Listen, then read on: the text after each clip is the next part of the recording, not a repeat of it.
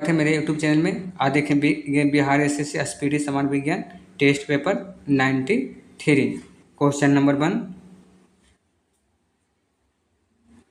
सेलेनोमीटर यंत्र का प्रयोग किस में होता है? किसी घोल में लवण की मात्रा निर्धारित करने के लिए। सेलेनोमीटर यंत्र का प्रयोग किस में होता है? किसी घोल में लवण की मात्रा निर्धारित करने के लिए।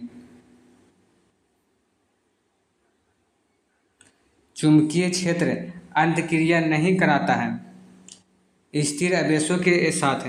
चुंबकीय क्षेत्र अंतक्रिया नहीं कराता है स्थिर आवेशों के साथ। चुंबकीय क्षेत्र अंतक्रिया नहीं कराता है स्थिर आवेशों के साथ। एक स्थान से दूसरे स्थान तक विद्युत शक्ति वितरण उच्च प्रतिवर्ती धारा वोल्टा पर किया जाता है क्योंकि विद्युत का अपव्यय कम होता है। एक स्थान से दूसरे स्थान तक विद्युत शक्ति का वितरण उच्च प्रतिवर्ती धारा वोल्टा पर किया जाता है क्योंकि विद्युत का अपव्यय कम होता है।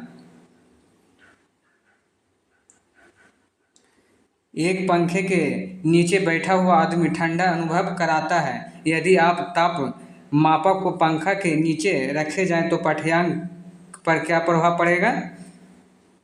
यह केवल समान तापक्रम दर्शाएगा। एक पंखे के नीचे बैठा हुआ आदमी ठंडा अनुभव कराता है। यदि ताप मापक को पंखा के नीचे रखे जाए तो पाठ्यांक पर क्या प्रभाव पड़ेगा? यह केवल समान तापक्रम दर्शाएगा।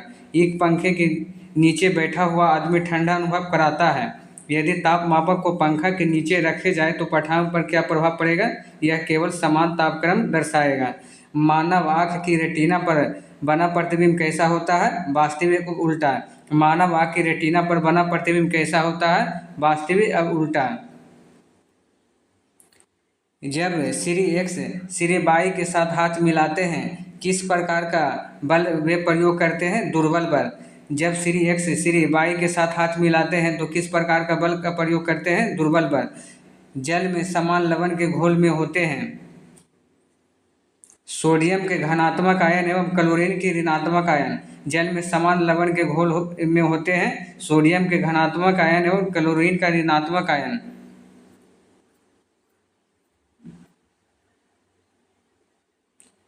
HCl HC3COO से अधिक शक्तिशाली अम्ल है क्योंकि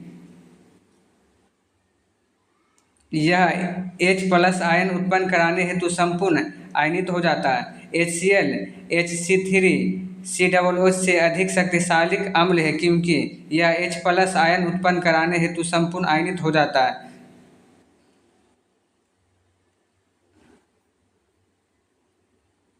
जस्ता निम्न मिश्र धातु में उपस्थित नहीं होता कासा। जस्ता निम्न मिश्र धातु में उपस्थित नहीं होता है कासा। शुष्क वर्ग कहलाता है ठोस कार्बन डाइऑक्साइड। शुष्क वर्ग कहलाता है ठोस कार्बन डाइऑक्साइड। आंध्र हवा में लोहे के मोर्चा में शामिल है। लोहा द्वारा इलेक्ट्रॉन की हानि। आंध्र हवा में लोहे के मोर्चा में शामिल है लोहा द्वारा इलेक्ट्रॉनों की हानि। एक धातु जिसे लोह के साथ मिलकर स्टेनलेस स्टील बनाया जाता है वह है क्रोमियम। एक धातु जिसे लोह के साथ मिलकर स्टेनलेस स्टील बनाया जाता है वह है क्रोमियम।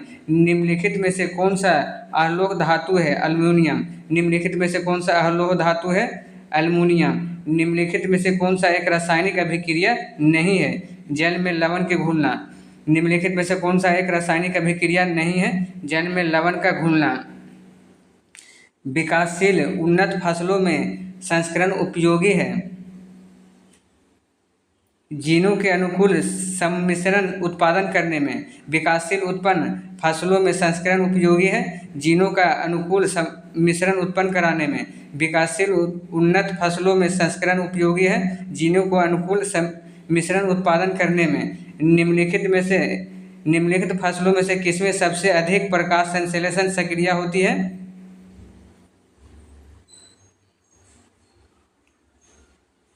गन्ना में।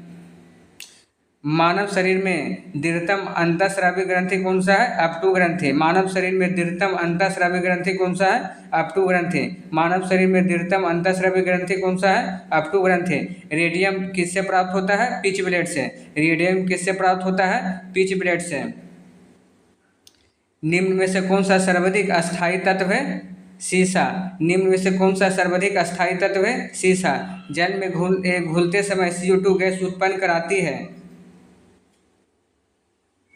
दुर्बल अम्ल। जल में घुलते समय CO2 गैस कौन सा अम्ल उत्पन्न कराती है? दुर्बल अम्ल। जल में घुलते समय CO2 गैस उत्पन्न कराती है दुर्बल अम्ल। सिरका का व्यापारिक नाम क्या है? एसेटिक अम्ल। सिरका का व्यापारिक नाम क्या है? एसेटिक अम्ल। क्रायोजेनिक्स एक विज्ञान है जो संबंधित है निम्न तापक्रम से। क्रायोजेनिक एक विज्ञान है जो किससे संबंधित है? निम्न तापक्रम से।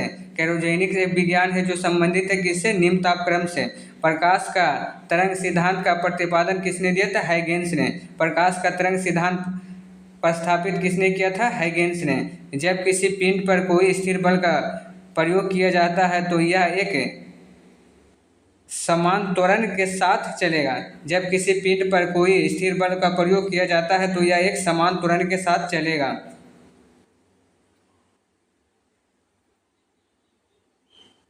प्रकाश की गति न्यूनतम होगी जब गुजारी जाती है काश से होकर।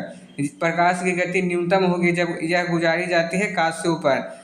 जब 0 डिग्री सेंटीग्रेड से 10 डिग्री सेंटीग्रेड तक जल को गर्म किया जाता है तो जल का आयतन पर क्या प्रभाव पड़ेगा? पहले घटता है और बाद में बढ़ता है। जब 0 डिग्री सेंटीग्रेड से 10 डिग्री सेंटीग्रेड तक जल को गर्म किया जाता है तो जल का आयतन पर क्या प्रभाव पड़ेगा? पहले कमेगा फिर बाद में बढ़ेगा। हेलो फ्रेंड, ऐसी वीडियो देखने के लिए हमारे चैनल को सब्सक्राइब करें और मिलते हैं नेक्स्ट वीडियो के साथ।